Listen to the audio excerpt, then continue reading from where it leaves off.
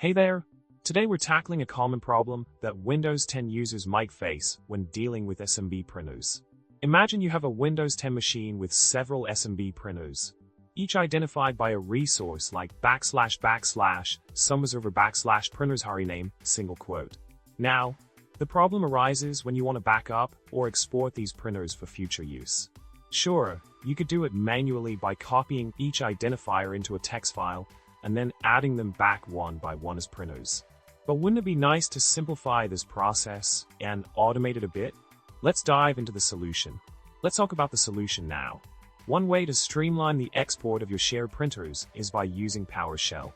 The code snippet provided enables you to export a list of shared printers installed on your computer to a CSV file named printers.csv. By running this script, you can capture the required printer details in the format //servername /shared printer name single quote.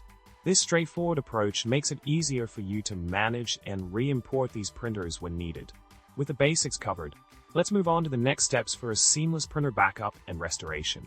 In summary, we've addressed the problem of exporting SMB printers on a Windows 10 machine by leveraging PowerShell.